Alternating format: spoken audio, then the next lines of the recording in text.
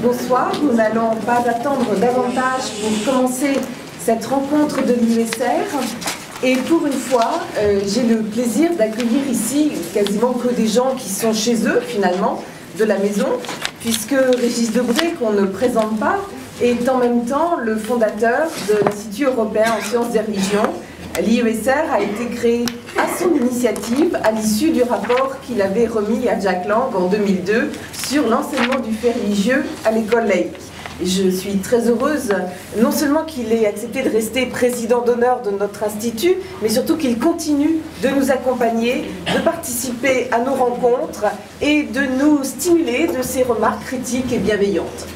Et de l'autre côté, l'auteur du livre que vous êtes venu écouter, Philippe Gaudin, agrégé de philosophie, docteur de l'école pratique des hautes études, puisque c'est précisément de sa thèse qu'est issu l'ouvrage qu'il va nous présenter, vers une laïcité d'intelligence, l'enseignement du fait religieux comme politique publique d'éducation, en faisant référence à ce terme de laïcité d'intelligence que Régis Debray avait employé dans son rapport, appelant à passer d'une laïcité d'incompétence à une laïcité d'intelligence.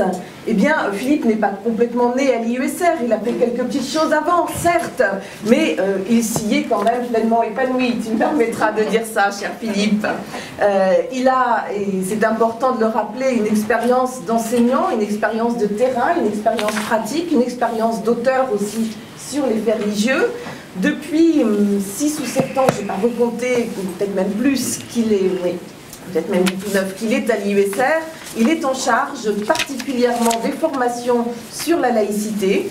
Et à partir de ces formations sur la laïcité, il a été amené à réfléchir avec nous, puisque c'est tout à fait nos activités quotidiennes à l'Institut européen en sciences des religions, à ce lien entre enseignement du fait religieux et laïcité, auquel était fortement attaché Régis, et c'est les deux pieds sur lesquels nous marchons à l'issue de ce rapport.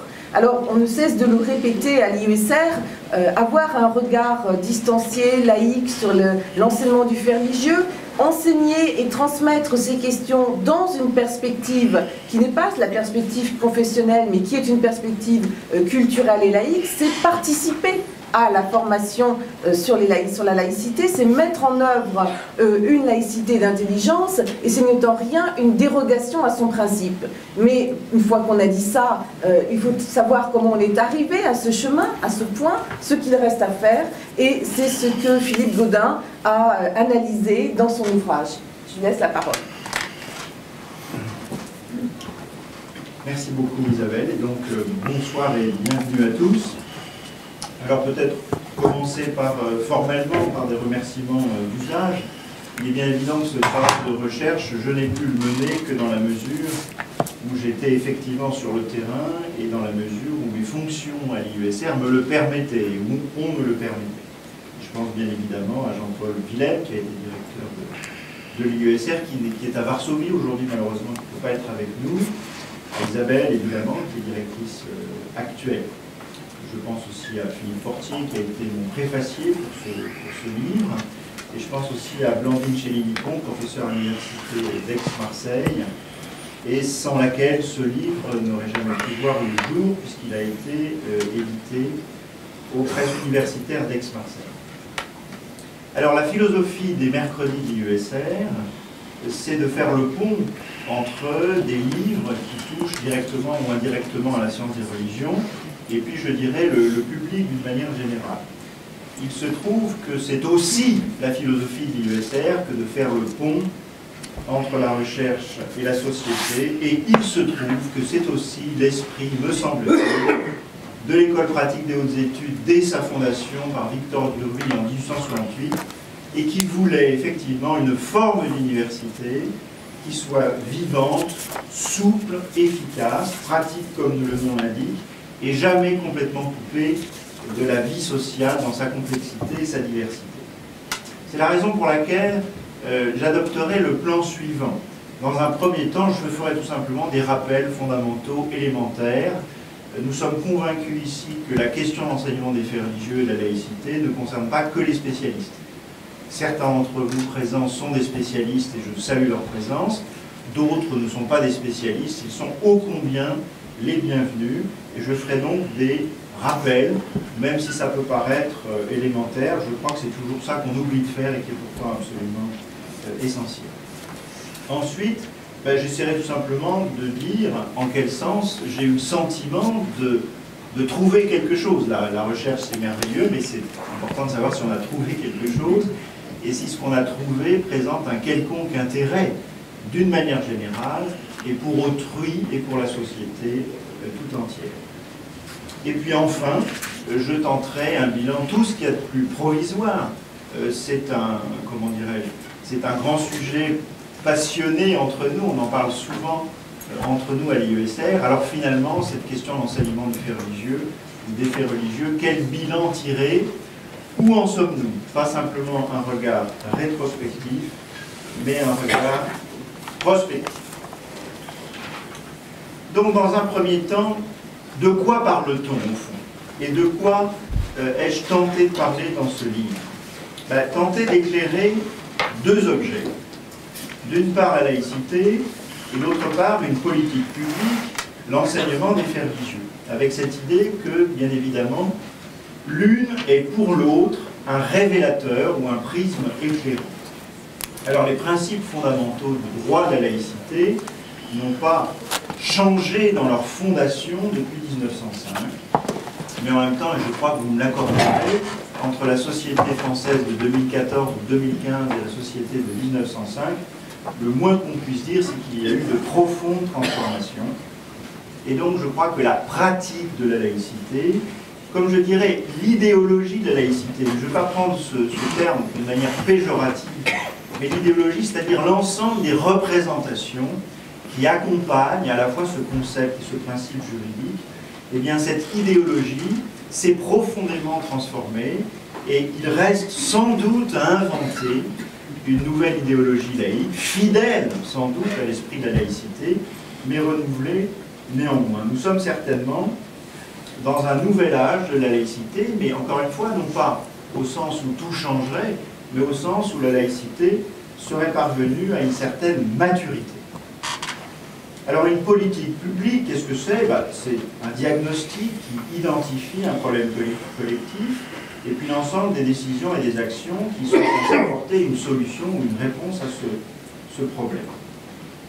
Donc, l'enseignement des faits religieux est une politique publique, incontestablement, dont j'ai essayé de montrer la chronologie, et qui, d'une certaine manière, a été suscitée au plus haut niveau de l'État, je le rappellerai, même si aujourd'hui, sans doute, et ce sera aussi l'objet d'une discussion, nous ne sommes pas dans une perspective extrêmement dynamique autour de ces questions-là, mais nous ne sommes pas pessimistes pour autant.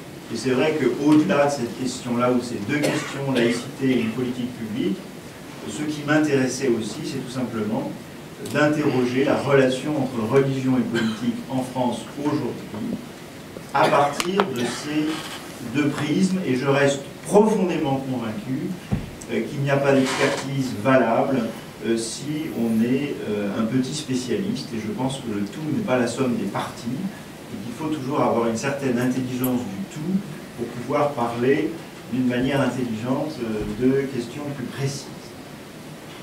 Le titre. Alors par bonheur, les éditeurs universitaires acceptent ce que les autres éditeurs n'acceptent pas, c'est-à-dire les points d'interrogation. Donc, le titre, c'est « Vers une laïcité d'intelligence ».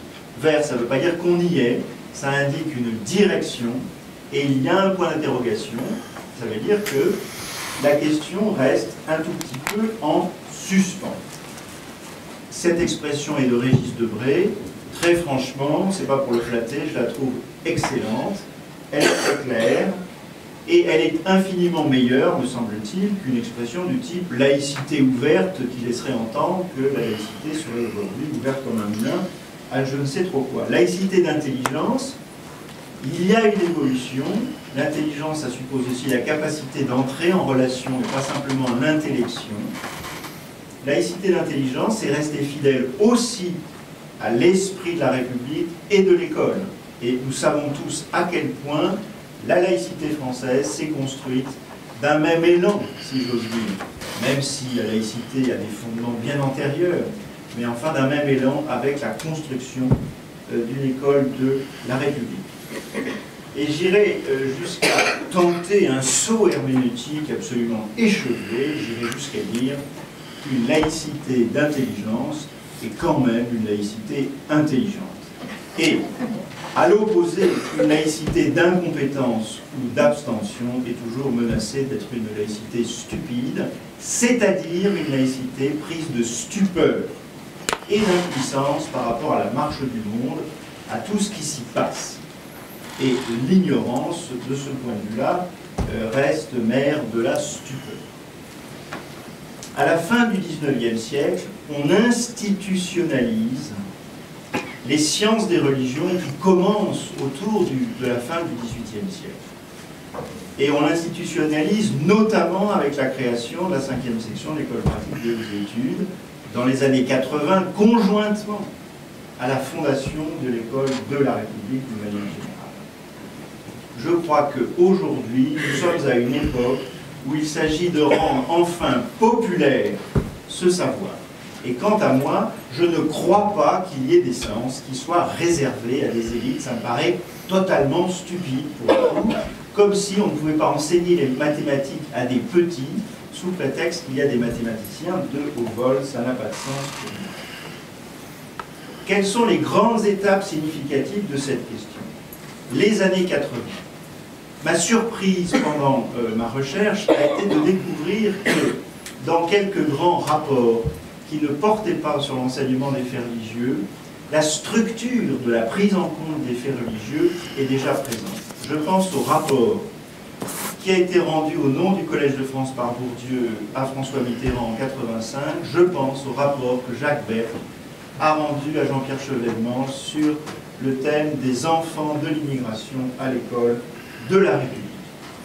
Et la question transversale dans ces deux rapports, c'est la question de savoir comment prendre en compte la pluralité des cultures, et donc sous-entendu, même si on a presque honte de le dire, encore que ce soit écrit, à savoir que la pluralité des cultures est quand même sous-tendue, qu'on le veuille ou non, que ça plaise ou non, par la pluralité des religions qui restent très profondément structurantes, même dans nos cultures sécularisées et a fortiori dans le monde.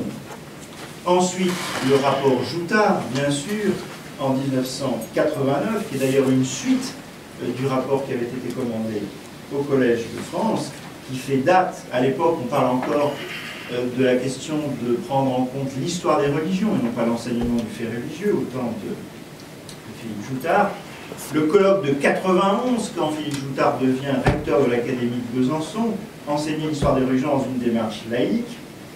Et puis la première, véritablement, entrée dans l'atmosphère de cette politique publique grâce aux travaux du groupe technique disciplinaire Bernstein-Born. Dominique Born, qui a été président de l'Institut européen en sciences des religions. Et c'est cette commission, c'est ce groupe technique qui va muscler les programmes en histoire et qui va vraiment prendre en compte cette question d'une manière beaucoup plus étendue, la citoyenneté athénienne dans sa dimension religieuse, la Méditerranée au XIIe siècle, avec la question, bien évidemment, de ce que l'on appelle les trois monothéismes. Enfin, bien sûr, non pas Malherbe vin, mais Debré vin, grâce au rapport que Jack Lang lui commande, et qui préconise précisément de rassembler les initiatives, de passer à l'action et de créer un institut. Ce qui fut fait aussi parce que Jacques Chirac l'a bien voulu, puisque c'est lui qui remporte les élections en 2002. Et en 2003, lors de la réception du rapport de la commission Stasi, Jacques Chirac dit explicitement dans un discours du 17 décembre à l'Élysée: c'est pourquoi il me paraît aujourd'hui primordial de développer l'enseignement du fait religieux. Je ne peux pas vous donner tout le contexte. 2006, le socle commun des connaissances, qui évidemment insiste sur cette question, enfin insiste, nomme explicitement l'enseignement des faits religieux, et à la suite de ce socle commun des connaissances, le cahier des charges de la formation des maîtres, dont l'IESR s'est particulièrement occupé. Voilà en quelque sorte pour les rappels nécessaire vis-à-vis de cette question. Je ne l'ai pas dit car on oublie toujours de dire peut-être l'essentiel. Quelles sont les grandes justifications de cette politique publique? Il n'y en a pas 36 lignes. Et ma thèse, c'est qu'au fond, toutes les justifications que l'on donne se ramènent à une seule. À savoir, comment voulez-vous comprendre le passé sérieusement si vous n'avez aucune connaissance sur le fait religieux?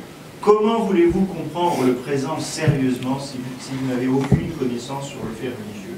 Comment pouvez-vous lire et comprendre notre patrimoine artistique, celui qui est dans nos musées, mais qui est aussi celui de nos bâtiments et de nos architectures, si vous ne comprenez rien aux faits religieux?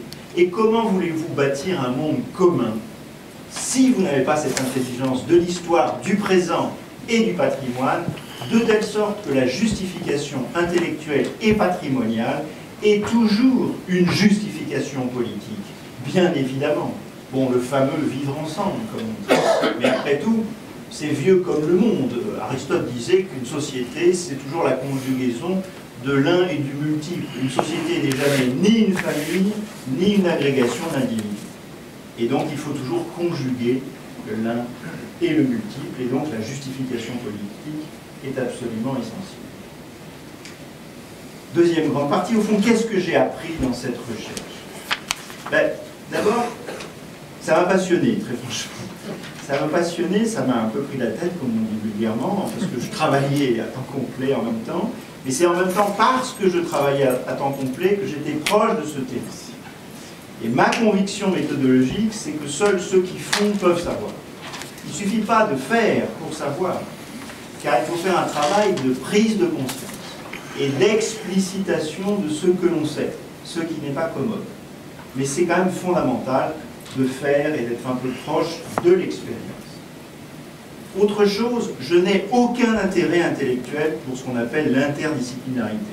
Je m'en moque éperdument. Et pourtant, c'est ce que j'ai fait. Et simplement, pour moi, c'est la conséquence. Moi, ma conviction, c'est que la rigueur procède des choses et non pas du discours. Et la chose que je voulais étudier, à savoir la laïcité dans sa pratique et une politique publique, exigeait que ma recherche soit, pour une part, peut-être de nature sociologique, ou de l'ordre de la science politique. Peut-être, sans doute. Mais à la limite, pour moi, peu importe. J'ai essayé de coller à mon objet, et peut-être que ce qui m'a passionné le plus, c'est la dimension historique. Et Gilles Deleuze dit quelque part qu'un bon bouquin de philo est comme un bon polar. J'ai toujours trouvé cette idée épatante, mais j'ai jamais très bien compris ce qu'il voulait dire. Par contre, j'ai compris ce que ça voulait dire quand on fait une démarche historique ou historienne. On se dit de temps en temps, un peu comme Raymond Souplex à la fin des 5 dernières minutes, « Bon Dieu, mais c'est bien sûr ». Tout d'un coup, on fait des corrélations, et on voit qu'à une époque, il y a des choses qui sont liées, et on a l'impression de tirer des fils et de comprendre quelque chose. C'est un petit peu ce qui m'est arrivé. J'espère que ça pourra arriver à ceux qui voudront bien se lancer dans cette lecture un tout petit peu technique. Deuxième découverte pour moi, je crois qu'il y a une sorte de Zeitgeist, d'esprit du temps des années 80, c'est très frappant. En 79, Khomeini retourne à Téhéran, 89, le mur de Berlin tombe. La gauche accède au pouvoir et le socialisme avec un grand S disparaît des cartes. C'est tout à fait saisissant. C'est aussi ce moment où l'immigration devient une immigration d'installation et pas simplement de travail. C'est ce moment où l'école se massifie à défaut de se démocratiser. Autrement dit, notre école ne peut plus rester muette sur la question du religieux compte tenu de ces nouveaux publics. Et quand je dis nouveaux publics, il faut toujours l'entendre au sens social et culturel. Car les nouveaux publics, pour nous à l'école, par rapport à l'école de la bourgeoisie, qui en 1970 n'était que 20% d'une classe d'âge à se présenter au bac, vous voyez bien le chemin parcouru, nous avons affaire à un tout nouveau public. Et nous sommes à une autre époque. On ne peut plus rester muet. Nous ne sommes plus dans l'entre-soi. Je ne veux pas trop durer, je vais écourter mon propos. Bon, j'ai un petit peu de temps, merci beaucoup. Je me suis aussi posé la question de savoir qu'est-ce que c'est qu'une politique publique à la française. En tous les cas, dans ce cas de figure. Et il m'a semblé qu'il y avait quelques caractéristiques de cette politique publique. Tout part d'en haut. François Mitterrand commande un rapport au Collège de France. Le ministre de l'Éducation nationale commande un rapport à Jacques Berck. Le ministre de l'Éducation nationale commande un rapport à Régis Debray. Un Premier ministre va ouvrir le colloque de la DESCO qui s'est tenu en 2002 après la création de l'IESR et après le rapport Debray. Donc il y a cette volonté de l'État. J'allais dire le rôle des intellectuels, il faudrait presque dire le rôle d'un intellectuel au singulier, à savoir Régis Debray, qui est sans doute un des derniers représentants de ce que c'est qu'un intellectuel à la française. Le rôle des fonctionnaires, bien évidemment, et des universitaires. C'est pas flatteur. C'est vaillant, au contraire. Parfois, une atmosphère de guerre civile larvée. Le complot des calotins qui revient à l'école, n'est-ce pas? Ou au contraire, le complot des laïcards qui va s'emparer de la religion, n'est-ce pas? Et tout compte fait, au bout du compte, l'art du bricolage. On fait comme on peut. L'art du bricolage qui est un concept auquel Lévi-Strauss a donné, vous le savez, ses lettres de noblesse dans la pensée sauvage. Et tout dépend des réseaux, tout dépend des personnes. On fait comme on peut et on arrive quand même à faire des merveilles, il me semble. La thèse que j'ai essayé de soutenir dans ce livre, c'est que l'enseignement des faits religieux traduit bien notre situation, à savoir une évolution longue. Cette évolution longue, c'est la montée en puissance de la société civile. Et les religions sont des acteurs de la société civile. Et c'est ça qu'il faut bien comprendre. Qu'il y ait une présence publique des religions dans la société, ça ne signifie pas le retour du religieux. Ça signifie l'apparition d'une nouvelle présence du religieux dans la société civile selon des modalités très différentes. Mais nous sommes quand même dans ce mouvement long de la sécularisation qui, en France, a suivi la laïcisation. Laïcisation, c'est-à-dire sortie de la sphère étatique de la religion, sécularisation, sortie de l'ensemble de la société de la religion. Mais en même temps qu'il y a cette tendance longue, il me semble que l'enseignement des faits religieux,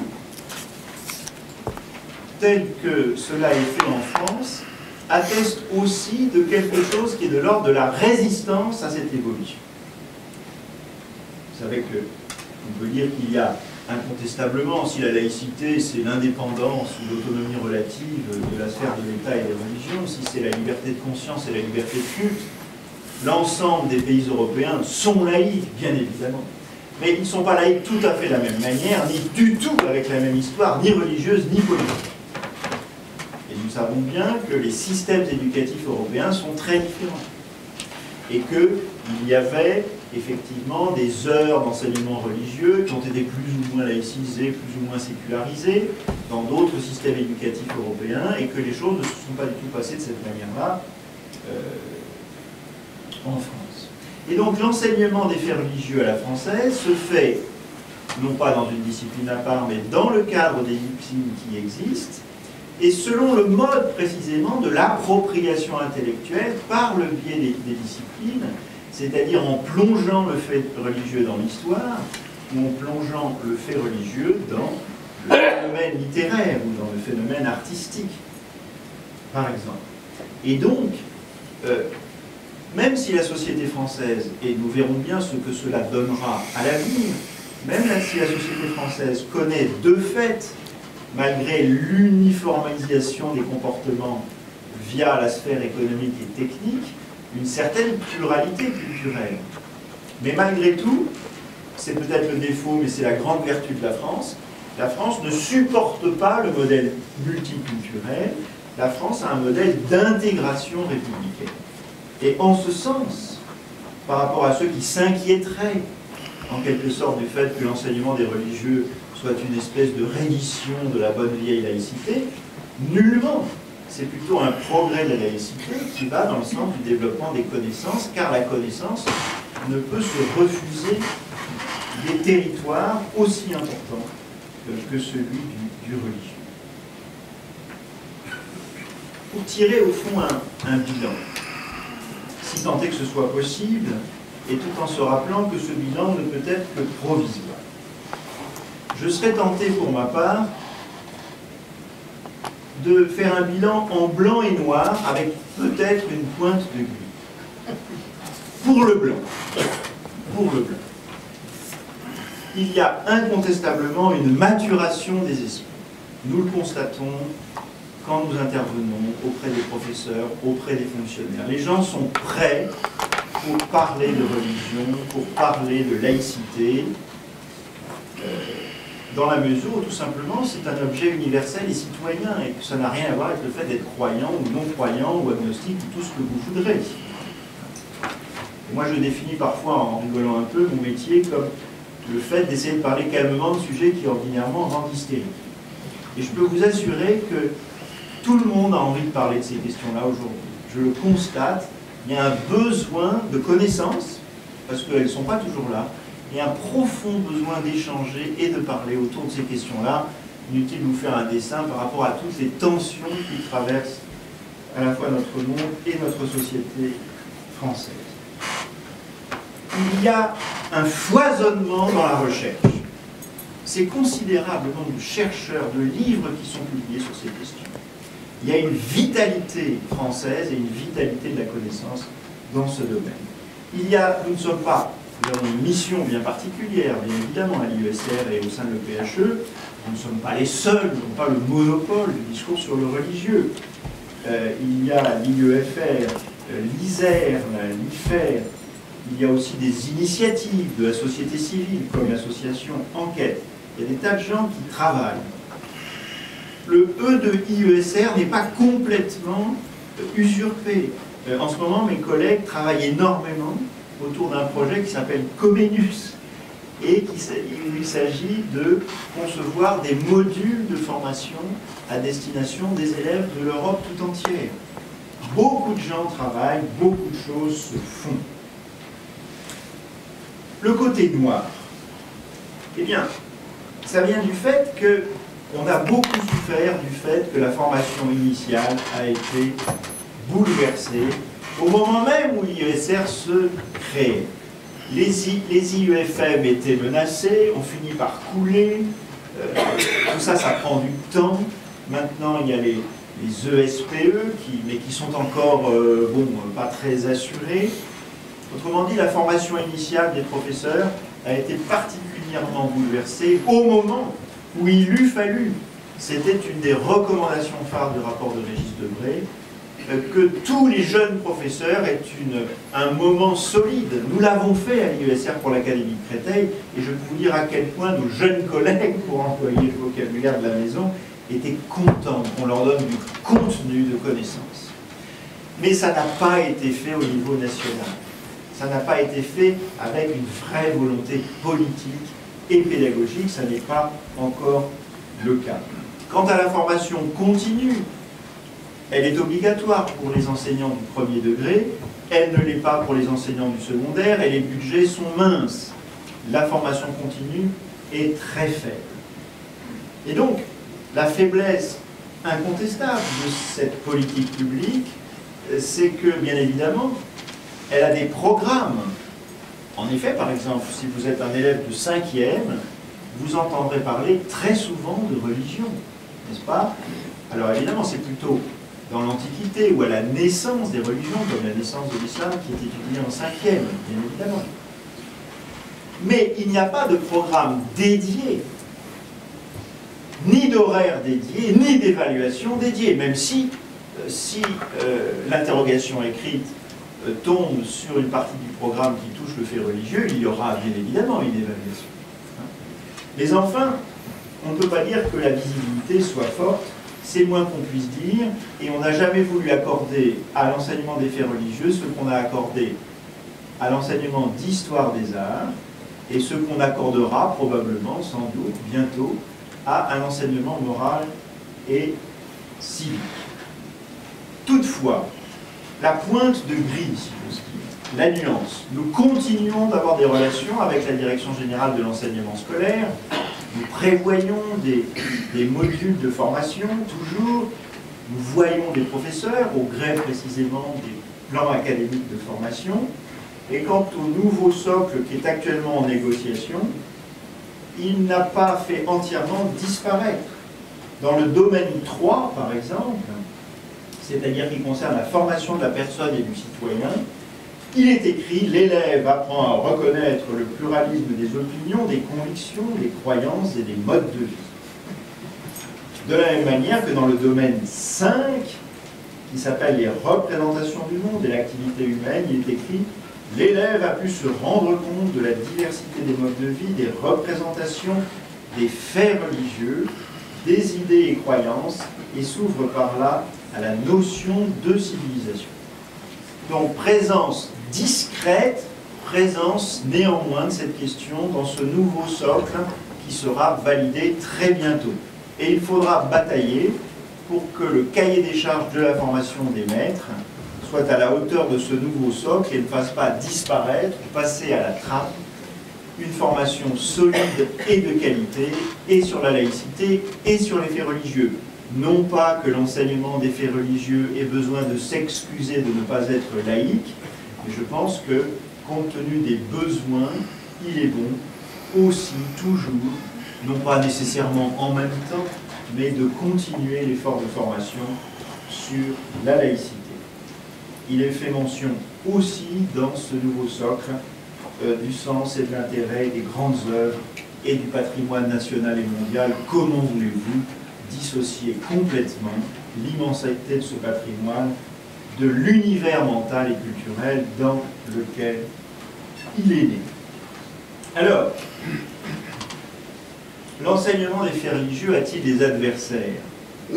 Oui, et tous plus redoutables les uns que les autres. D'abord, une immense paresse intellectuelle. Je le dis d'autant plus que je l'éprouve moi-même. Tout le monde connaît ce paradoxe, c'est-à-dire que plus on construit des petites connaissances et plus on mesure l'étendue de son ignorance. Ça fait 10 ans que je suis des modules, même d'initiation, et à chaque fois j'apprends quelque chose. Et à chaque fois je suis ravi et je suis furieux à la fois en me disant que c'est vraiment un puissant fou. Donc une immense paresse intellectuelle et un manque de familiarité avec cette question pour des tas de raisons liées à l'histoire politique et religieuse de notre pays. Une paralysie pédagogique et administrative.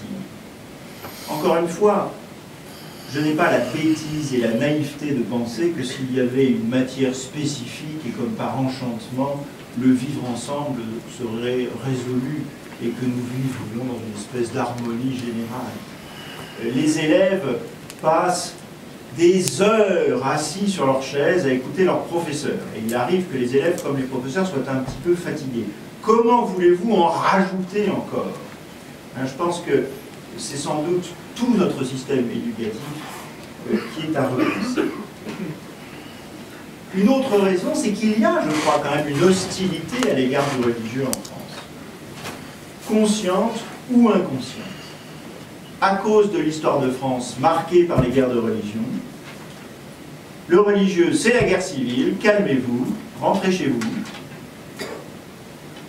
Le politique domine l'espace public, la religion à la maison, à la niche. Et puis, de fait, il y a beaucoup de fous de Dieu qui ensanglantent la terre encore aujourd'hui, et pas que dans l'islam, mais aussi et très notamment dans l'islam. Donc ces questions-là sont très puissantes, sont très prégnantes, sont très pressantes, et donc on a un petit peu peur, finalement. Puis il y a aussi un petit peu cette idée qui est un peu molle, mais qui est très prégnante encore, me semble-t-il, dans l'éducation nationale, à savoir que le religieux, c'est pas la vraie question, c'est l'économique et le social, etc., etc. Là n'est pas le vrai problème. Là, ça me fait penser un petit peu à cette histoire de cet homme qui cherche sous un lampadaire ses clés, jour après jour. Et puis quelqu'un vient lui dire, mais qu'est-ce que vous cherchez? Je cherche mes clés.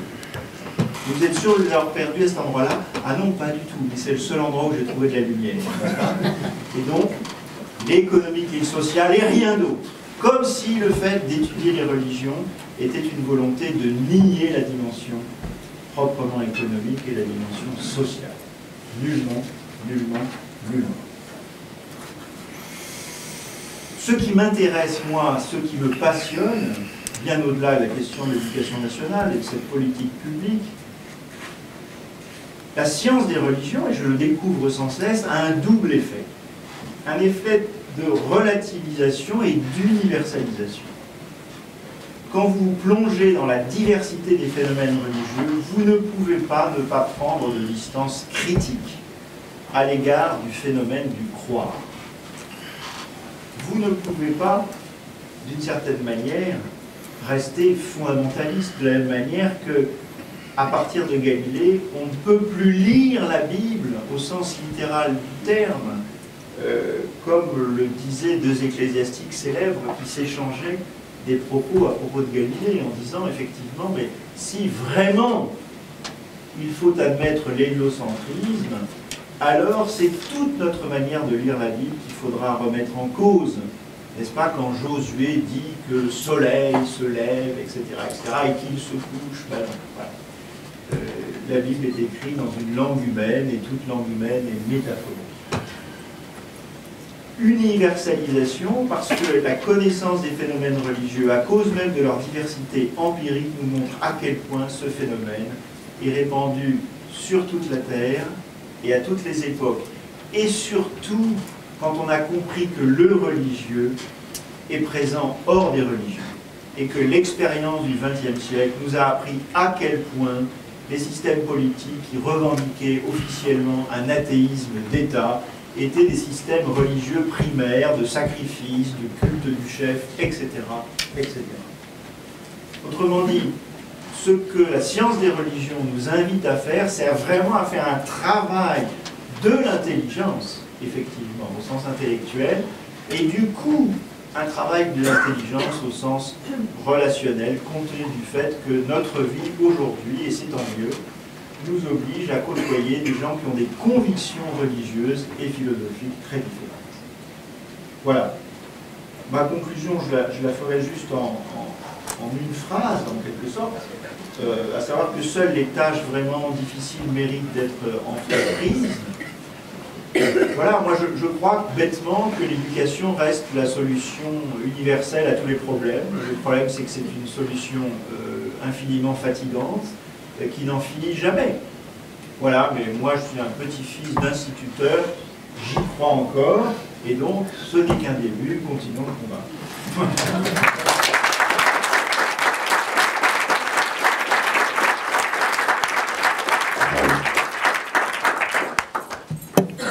Merci Philippe pour ces propos ramassés et éclairants, mais je passe tout de suite la parole à... Mon cher Philippe, vous m'avez recruté comme discutant, mais en fait vous avez recruté un balbutiant. Je vais donc balbutier, et je suis content de le faire d'ailleurs devant vous, le jour où Émile Poulain est enterré, et peut-être avec lui la guerre des deux France, dont il a fait l'historique et l'analyse mieux que personne. Émile Poulain a beaucoup réfléchi sur la laïcité, je crois, de façon très, très intéressante. Enfin, donc, voilà des... Est-ce que ça marche? Oui. Je vais donc vous répondre avec des notes que j'ai bricolées hier en lisant votre livre et en vous écoutant. Comme vous dites, on bricole, mais Beckett était plus précis, on bricole dans l'incurable, cher ami. Et il était plus exact que Lévi-Strauss, moins optimiste sur le bricolage. Donc je vais bricoler dans l'incurable. Alors, pour animer un peu cette soirée, et puisque vous voulez qu'on discute, je vais commencer par vous défriser. D'abord, un petit rectificatif. Un petit rectificatif. Vous dites, et votre livre le répète, tout part d'en haut. Tout part d'en haut, et vous évoquez une politique publique dirigée des plus hauts sommets de l'État. Alors, pour votre information, je ne crois pas du tout. Il n'y a pas de politique publique et le haut sommet de l'État ne décide de rien.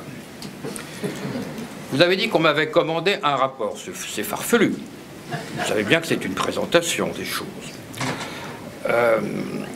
Bien sûr, tous les ministres commandent des rapports, généralement à leurs adversaires politiques pour les neutraliser. Puis ça comble leur vanité, ils sont contents, ça les occupe. En fait, comment les choses se passent dans la réalité? Dans la réalité, on va voir un ministre qui est un copain, on lui dit « Mon vieux, il faut que tu me commandes un rapport ». Si c'est un président, on lui dit « Monsieur le Président, j'ai beaucoup étudié ce problème, vous devriez y réfléchir, confiez-moi un rapport ». Donc, premier point d'information et de divergence avec vous, c'est que malheureusement tout part d'en bas et pas d'en haut. Alors, de temps en temps, on a une écoute favorable et c'est vrai que j'ai été un peu égayé dans votre livre lorsque vous analysez de près les pensées politiques de nos présidents et de nos hommes politiques. Ça me fait rire. Chacun sait que les politiques n'ont pas de pensée. Ils doivent lire beaucoup, mais principalement des journaux, leurs tweets, leurs SMS, et ils regardent la télévision. Et je trouve que vous êtes très généreux de prêter une telle attention. Et c'est la partie que j'aime le moins de votre livre, si vous voulez. J'ai l'impression que vous perdez votre temps. En gros, concrètement, nos politiques ont des sensibilités, vous avez raison, des empreintes, des penchants. Et il est vrai, vous avez eu raison de dire que Jacques Chirac était sympathique à notre initiative. Il était sympathique à notre initiative, pour des raisons d'ailleurs qui tiennent à son tiers-mondisme, hein, parce qu'il est très proche de l'Asie, il s'occupe des pensées des cultures asiatiques, africaines, latino-américaines, et il sait donc que le facteur religieux façonne les civilisations. Donc c'est plutôt, je dirais, l'amateur des civilisations, le connaisseur de la civilisation chinoise en particulier, qui l'a fait regarder avec intérêt et une sorte d'empathie les travaux que nous avons pu faire. Enfin, comme vous savez, les présidents, quand ils font un discours, ils le découvrent en le lisant. Et ce que Chirac a pu dire, c'est en fait Blandine Kriégel qui l'a écrit, et elle a très bien écrit. Vous évoquez Sarkozy après, alors je ne vais pas être cruel, mais enfin, Sarkozy m'a reçu une fois, il était ministre de l'Intérieur et des cultes, donc, et alors j'étais très curieux, il m'a appelé le matin pour me dire de venir déjeuner avec lui, alors je trouvais ça très bien, très improvisé, sympathique, et en fait, c'est vrai que je suis resté dans son bureau de ministre des cultes pendant 2 heures, mais je n'ai pas placé un mot. Pas placé un mot. C'est lui qui a parlé. Et en fait, il préparait, il voulait un auditeur, parce qu'il préparait un livre avec le dominicain Philippe Verdun, il voulait tester en quelque sorte l'écoute de sa thèse, qui était d'ailleurs pas sotte, à savoir que la République n'a plus grand-chose à dire, et n'ayant plus grand-chose à dire aux gens, il fallait se tourner vers les religions. C'était un peu sommaire, pas très républicain, mais on peut dire que ça ne manquait pas de bon sens. Quant à notre actuel président, c'est une indifférence complète. C'est rien du tout et on ne commande pas le rien. Donc, honnêtement, premier point, ne faites pas trop confiance aux initiatives venues d'en haut. Il n'y en a pas. Il faut en quelque sorte leur forcer la main. Alors, pourquoi? Évidemment, je crois que la laïcité est devenue, je dirais, curieusement, le sacré de la République, la seule sacralité de la République, c'est-à-dire le point fédérateur, le point consensuel, et ce qui a un effet paralysant. C'est une laïcité entendue d'une certaine façon, on dit que la République est catho-laïque, mais il est vrai qu'elle paralyse, et c'est une des raisons pour lesquelles je vous approuve complètement lorsque vous avez enseigner à la fois la philosophie de la laïcité et le fait religieux, je crois vraiment que les deux choses sont indétachables. L'enseignement du fait religieux n'étant qu'une extension, une application, un parachèvement, si j'ose dire, de l'approche laïque de l'histoire. Mais enfin, on se heurte tout de même, à cause de cette sorte de consensus un peu mou, à la fois mou et paralysant, autour d'une laïcité d'abstention, autour, vous l'avez dit vous-même,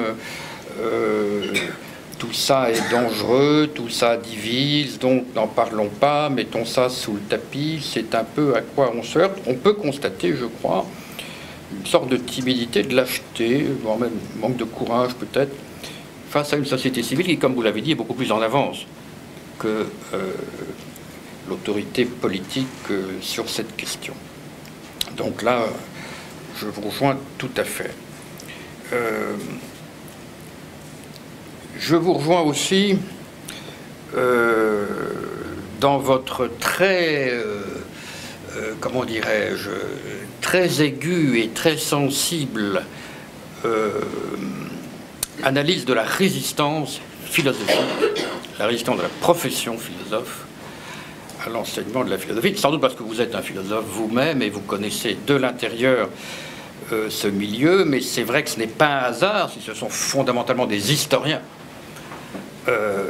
Étienne Borne, Joutard, Delumeau, qui ont, je dirais, pris les devants sur cette affaire parce que c'est leur matière première, je veux dire, hein, ils ont affaire à la chair des choses et des esprits, et donc ils sont bien forcés de tomber sur le fait religieux. Et là, je crois qu'on leur doit beaucoup, vraiment, vraiment, je crois qu'il faut. Mais enfin, les philosophes n'ont plus trop le sens de l'histoire, vous êtes une exception dans votre cas, et c'est fort heureux. J'aurais peut-être, toujours au hasard de mes petites notes cueillies ici et là, j'aurais aimé tout de même que vous, tout philosophe que vous êtes, et parce que vous êtes philosophe, et c'est ce qui m'a semblé manquer dans votre livre, c'est une définition de la religion. Alors vous allez me dire, il y en a 40, etc. Non, non, c'est pas du tout. Je trouve qu'il y a une... Vous êtes assez fin, et je dirais assez philosophe, pour distinguer, définir les mots de spiritualité, de religion, de sacralité, qui ne sont absolument pas des synonymes. On dit qu'il y a 40 définitions de la religion. D'abord, on peut faire une étymologie du mot, un historique de ce latinisme, la façon dont il est né et dont il est né dans la République romaine, où il désignait l'ordre institutionnel, et comment il a été subverti, je dirais, renversé par Tertullien. Enfin, on ne va pas recommencer tout cet historique, mais là, je trouve que vous auriez gagné tout de même à savoir de quoi on parle. Est-ce qu'on parle des religions instituées, des religions révélées, des religions du salut, des religions de délivrance? Vous savez, la meilleure définition est celle que Valérie a donnée, hein, je veux dire, elle couvre tout. Mais, précisément, les philosophes n'aiment pas les Valérie, alors qu'il est beaucoup plus profond que ceux, mais il a le malheur de ne pas jargonner. Alors, évidemment, la seule définition de la religion, c'est Valérie qui l'a donnée.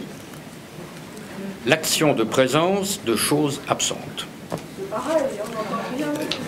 Alors écoutez, il y a un vrai problème. Y a-t-il un sabotage? Les opposants à l'enseignement du... Vous ne m'entendez pas? Il y a peut-être... Il faut parler dans le micro en regardant la salle et pas Philippe. Ah, d'accord. D'accord. Je regardais Philippe, mon interlocuteur. Voilà, je vous regarde vous. Oui, donc, j'aurais aimé que vous précisiez un peu ces notions qui ne se recoupent pas, et qui se recoupent d'autant moins dans votre esprit que votre point de départ est un livre qui ne définit pas non plus ce dont il parle, à savoir le désenchantement du monde. Le désenchantement du monde est un livre... C'est pareil. Très bien, c'est pareil. Oh, mais bon, dans l'oreille un peu. Si vous approchez, il y a une place. On n'a pas mieux de micro qu'il n'y en a pas. Donc, Le désenchantement du monde, ça vous sert de point de départ, mais vous savez que le monde dont il s'agit, c'est Paris-Bruxelles.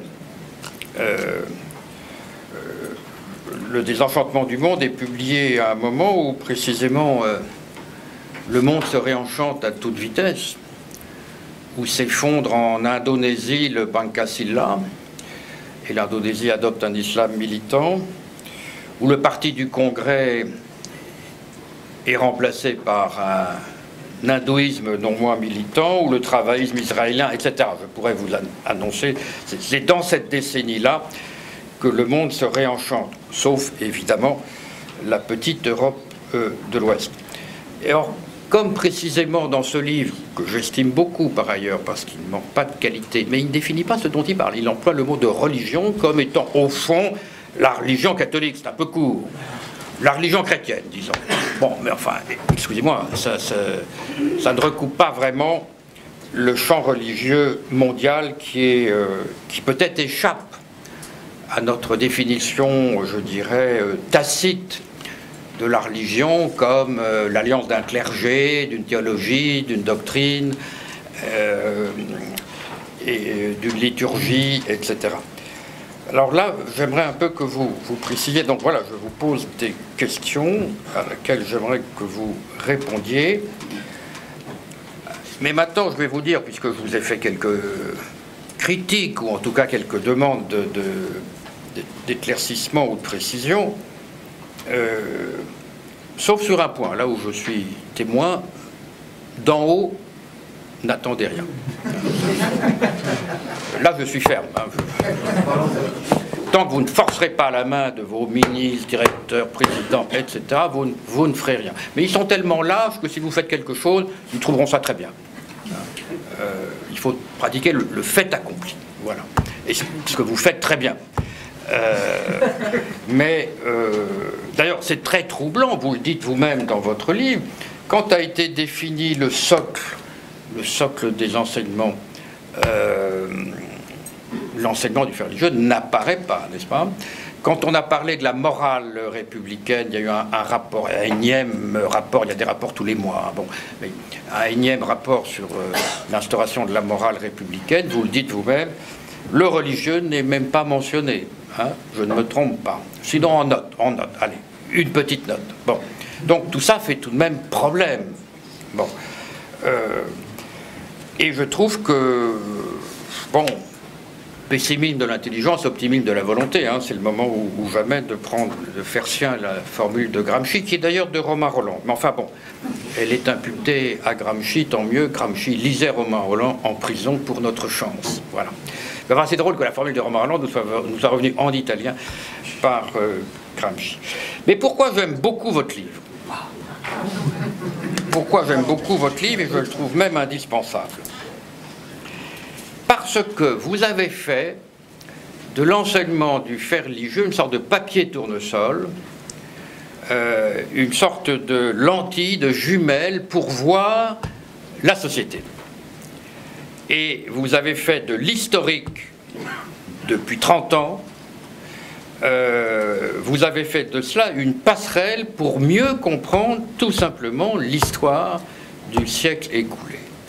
Et là, je trouve que la façon dont vous avez, si j'ose dire, relié la science de l'éducation à la science du politique, ou plus exactement, vous avez rattaché le pédagogique au sociétal, pour employer un mot un peu simple, est vraiment exemplaire, parce que vous avez désenclavé, si vous voulez, une analyse qui pourrait être ponctuelle, particulière, enfin de tout ce qui s'est passé dans le domaine institutionnel entre 1980 et 2010, eh bien, vous avez fait de cela une sorte de voie d'accès, de palier indispensable pour comprendre les mentalités collectives d'un pays, le nôtre en l'occurrence. Peut-être avez-vous sur l'Europe des propos pleins d'optimisme quand vous pensez que l'évolution disons, de l'Europe pourrait déteindre sur la place du religieux en France. Je ne partage pas enfin, c'est un optimisme, je ne partage pas votre vue, mais en tout cas, en tout cas, même si je doute que cet objet politique non identifié, comme vous désignez l'Union européenne, me semble manquer tellement d'identité qu'elle se rapproche plus de l'ectoplasme que de l'architecture, c'est vrai que le contexte européen nous amène nécessairement à prendre un peu de champ par rapport à notre singularité. Ça ne veut pas dire qu'il faut renoncer à notre singularité, parce qu'il est évident, la laïcité française n'est pas du tout le sécularisme anglo-saxon, bien sûr. Mais ça peut relativiser, donc nous donner une certaine humilité, nous donner une certaine façon objective de nous regarder nous-mêmes. Et ça, je pense que c'est ce qui fait de votre livre quelque chose, je dirais, comme on dit, mais c'est vrai, d'incontournable pour tous ceux qui s'intéressent au fait religieux et à son enseignement. Et c'est vrai que j'ai senti une certaine, comment dirais-je, compassion pour vos efforts, empathie pour les difficultés auxquelles vous vous heurtez, parce que je reçois un peu, j'ai éprouvé un peu les mêmes, puisque je me fais régulièrement engueuler par mes amis philosophes, et j'en ai plus beaucoup, n'étant plus philosophe moi-même depuis longtemps, mais il m'en reste. Et je reçois souvent des lettres d'engueulade de profs de philo qui me disent que je fais le jeu de l'obscurantisme montant, que mon rapport témoigne un tel intérêt pour les délires de l'imaginaire que je prouve par là ma déraison moi-même. Et donc, c'est vrai que le contexte est difficile. Et puis, il y a des livres polémiques qui se croient de libres penseurs, mais qui répètent un certain nombre de clichés là-dessus. Moi, j'ai noté, ça vient d'ailleurs d'outre-Atlantique, Christopher Hitchens, Comment la religion empoisonne tout, ou encore Richard Dawkins, le biologiste, Pour en finir avec Dieu. Bon, tout ça n'est pas nouveau, hein, et Lucrèce l'avait déjà dit. Tantum religio potuit ducere malorum. Je veux dire que la religion peut engendrer tellement de malheur. Bon, tout ça est acquis, mais évidemment, l'enseignement du fait religieux serait destiné à rendre raison de cette déraison, à rendre intelligible ce qu'il peut y avoir d'erratique, d'apparemment erratique dans la raison. Mais là, nous entrons, enfin, d'erratique dans le petit rationalisme, et là, nous entrons peut-être dans un autre domaine plus personnel. Je ne voudrais pas vous parler de ce que j'ai pu avancer sur tout ça, puisque je réponds à votre livre, qui, encore une fois, me semble nécessaire et qui doit s'inscrire, je dirais, dans la mémoire non seulement morte des bibliothèques, mais dans la mémoire vive de tous nos collègues. Voilà, cher ami.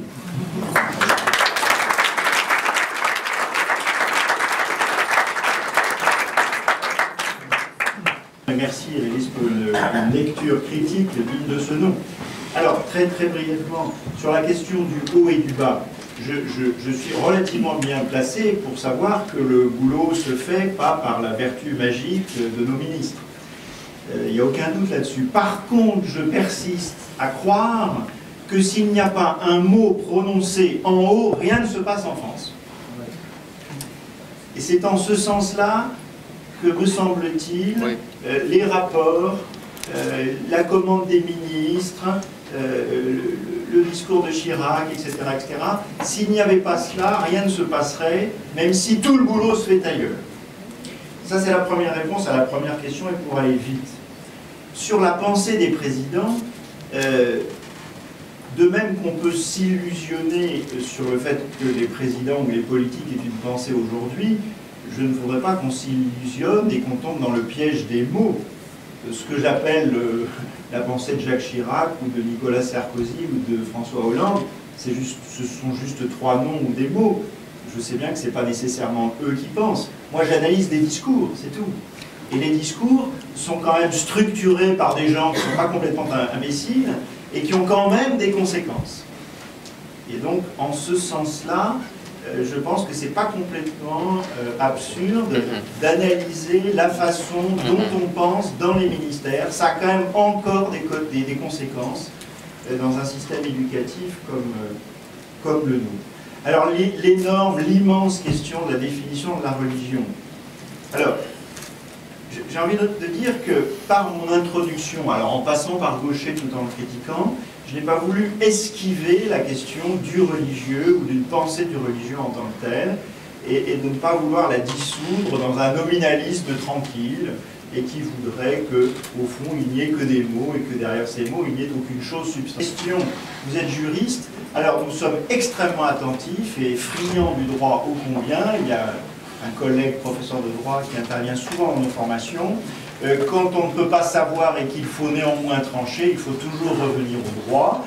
Il y a une jurisprudence considérable du Conseil d'État, de la CEDH, enfin bref. C'est une question qui nous préoccupe tout à fait et que nous intégrons tout à fait dans notre formation. Et nous faisons intervenir souvent des juristes, c'est une question essentielle. Après, derrière ce que vous disiez par la suite, il y a évidemment une immense question. Ésope disait la langue est la meilleure et la pire des choses, on peut le dire, de la religion. C'est vrai que bon, voilà, le spectacle des fanatismes religieux est toujours malheureusement extrêmement convaincant. Mais mon ami Jean-Pierre Rive, qui est ici, quand il prend la parole, il évoque souvent la fameuse trêve de Noël pendant la guerre de 14. Autrement dit, les folies nationalistes et politiques, ça existe, et il arrive que le religieux se soit aussi la paix et la tendresse. Voilà, c'est les deux, et je crois que cette ambivalence existera toujours. Par rapport à ce qu'a dit Philippe Joutard, oui, j'en ai beaucoup parlé dans mon livre, mais pas tellement, et bien évidemment dans mon exposé qui était trop court. La dimension de l'administration et des fonctionnaires, des relais ou des hauts fonctionnaires de l'éducation nationale est absolument essentielle. Et ça permet peut-être de faire le pont avec la dernière question que vous posiez, madame. Je me rappelle avoir parlé un jour avec un homme qui était le secrétaire général de Matignon pendant la 4ème République et qui avait fait, j'ai presque envie de dire, 15 ou 20 ans sur le job. Et alors c'était extraordinaire parce qu'il incarnait la continuité de l'État quand les gouvernements valsaient. Donc, autrement dit, l'administration est du côté de la stabilité de l'État et donc, dans une certaine mesure, de l'intérêt général et donc, dans une certaine mesure, de la démocratie. Mais il arrive aussi qu'il y ait une technocratie et une confiscation par l'administration du pouvoir. Ça ne fait aucun doute. Et sur les questions d'éducation, à chaque fois qu'il y a eu des sondages d'opinion sur la question de savoir souhaitez-vous que l'on aborde les religions à l'école et d'une manière laïque pour informer, réfléchir, connaître, la réponse est massivement positive. Voilà. Mais ça, d'une certaine manière, c'est un autre aspect des administrations. Bon, la réponse est plutôt non. Par rapport à la question de Patrice Aubert, sur la personnalité de l'enseignant, oui, bien sûr, Jaurès lui-même disait, on n'enseigne pas ce que l'on sait, on enseigne ce que l'on est. Et voilà, si on n'a pas compris ça, on ne sera jamais enseignant. C'est profondément vrai, mais en même temps, le propre d'un système éducatif, c'est qu'il y a des programmes. C'est qu'il y a quand même des professeurs qui sont formés, c'est pas n'importe quoi. Donc fatalement, ça ne peut pas dépendre uniquement de la personnalité des enseignants. Il est bien évident que sinon, on n'est plus dans un système éducatif. C'est parce que ça ne peut pas dépendre de la personnalité, et surtout des croyances ou des non-croyances des enseignants, qu'il faut qu'il y ait des programmes, des disciplines, un savoir, et qui nous arrachent précisément à l'arbitraire. Oui, je voudrais dire deux choses. D'abord à vous, monsieur le professeur, vous êtes professeur de droit. Oui, la crainte de la violence, elle est ambiguë, parce que il n'y aurait pas eu de rapport de Brest s'il n'y avait pas eu le 9/11. C'est le 11 septembre 2011 qui a fait la différence.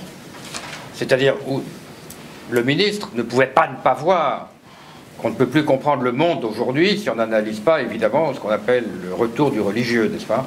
Et donc, c'est un peu la différence entre le rapport Joutard disait tout ce que j'ai dit, moi, mais Joutard est venu avant.